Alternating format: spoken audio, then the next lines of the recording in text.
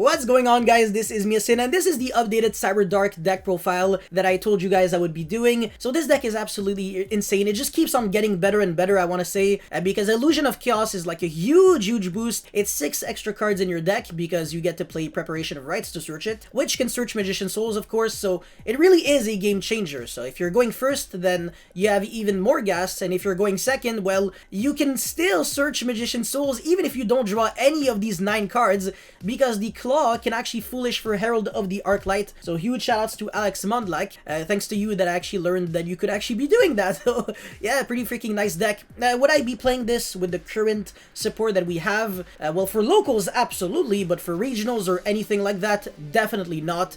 You definitely have to wait until Illusion of Chaos comes here. Like I said, the difference really is that big. It's not like a very small difference that you're not going to notice, trust me. 9 extra cards or something like that, well 6, and then an extra card that you're always going to go through changes everything. But yeah, before we get into this deck profile, make sure you like and subscribe, and now let's jump right into it. So I'm playing one Eldritch the Golden Lord, also inspired myself from Alex and Kevin. If you're watching this video, huge shoutouts to you. So yeah, pretty cool card. You get to foolish it with a monster equipped with Cyberdark Cannon, and of course you, in main phase 2, get to send the cannon, special summon the Eldritch, and then draw 1 card since the cannon was sent from the field to the graveyard while equipped to a Cyberdark monster. So it's a pretty good card, and then you can make generic Link 2s like with it, using, I don't know, like the other Cyberdark monster to make Artifact Dagda. So like I said, if you get Duster, Lightning Storm, whatever, you get to set the Scythe, and then you basically punish your opponent, like, for trying to punish you. So it's actually a Happy Land City. 3 Cyberdark monsters, 2 Edge, and 1 Horn. Kill actually sucks. The only reason why you mount monsters with different names is because Cyberdark World can only search a Cyberdark monster from your deck to your hand with a name different than every Cyberdark name in the graveyard. So if you play the exact same name multiplied by 3, it's not going to be that good. So a little bit of name variety is good, but the kill is literally a vanilla. It does absolutely nothing. It's super trash.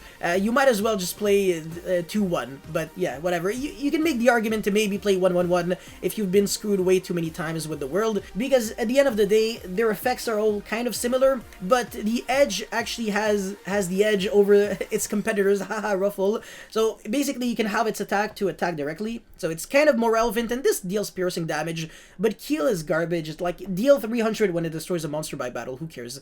But yeah, 3 Cannon, 3 Claw, 2 Ash, 2 Ghost Bell with 2 Forbidden Droplet, which are my utility cards, as well as Super Poly, because the extra deck space definitely isn't that tight, so you might as well. And you get to search this card when your Cyberdark Inferno gets destroyed, which again will happen when you get Dustered and Lightning Storm, so yeah. 3 Cyber Dragon Core. I wouldn't recommend playing Emergency, but you could for more deck thinning, I guess. Who cares, whatever. 3 Magician Souls, 3 Illusion of Chaos, 3 Pre-Prep. No, sorry, Prep, not Pre-Prep. Jeez, that wouldn't do anything. Upstart, Called by the Grave. You could be playing Tactic, but I'm not the biggest fan, honestly. And 3 World, 3 Invasion. That's pretty much it for the main deck. For the extra deck, quite a lot of Super Poly targets, as you can clearly tell. So Invoked Elysium, that's against Invoked, obviously. You need 1 Invoked monster and 1 monster that was special summoned from the extra deck. So Merkaba plus Winda can already do this, and it has a really relevant effect. And then the 2 Chimera Tech monsters, so Mega Fleet and Fortress. With Mysterion, the Dragon Crown, you need 1 Spellcaster and 1 Dragon, so it's pretty good against the decks that use Dragoon. Starving Venom, Predaplan, Chimera Flesia. You don't actually summon this, you send it off of the monster equipped with Claw, and during the next standby phase you get to search Super Poly, so that's something that you can do. And then we're playing Prankid's Weather Washer, that's using 2 Prankid monsters. Elder Entity Entis, you can't summon this by using 1 Synchronic Seas, you need to read the first line of the card, but it's a card that you foolish, again with the monsters equipped with Claw. And finally, Mudragon of the Swamp, probably the most generic Super Poly target in the game at this point, as well, alongside Starving Venom. But yeah, that's it for the Super Poly targets. And then Wind Pegasus Antagonist, same logic as Elder Entity Entis, but more reactive. And then Herald of Arclight, Artifact Dagda. Paleozoic Cambro Raster is actually really interesting. It's also a card that you foolish with the monster equipped with Claw, but this time when your opponent actually will get top deck Lightning Storm or whatever, you can just banish this and protect every single set card. But watch out, because it protects set cards. So if you had like a There Can Only Be One Goes and Match or an Invasion already face up on the field, it will not get protected. And then Anaconda and Protector Whelp. Anaconda so you can resolve Super Poly, and Protector Whelp so you can send the Dragon Buster Destruction Sword from your deck to the graveyard in game 2 and 3.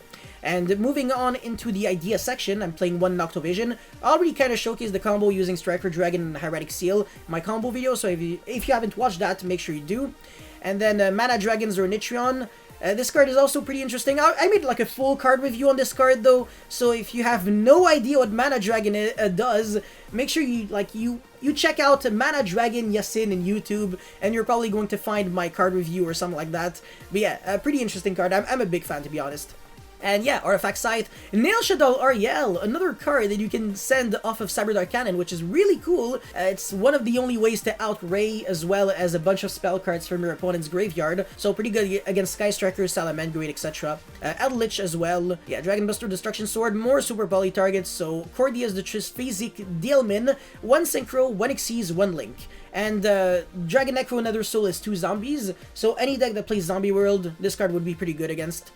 Oh, alright, Shooting Quasar and Shooting Star, which are not my ideas. They come from my friend Kevin, so again, if you're watching this, shoutouts to you.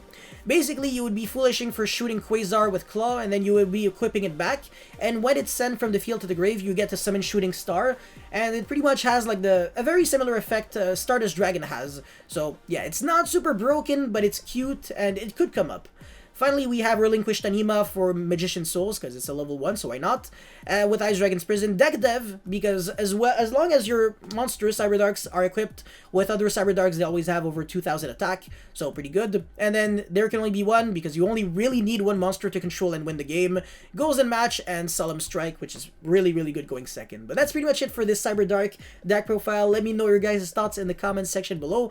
Don't forget to like and subscribe, and I'll see you guys next time. Peace.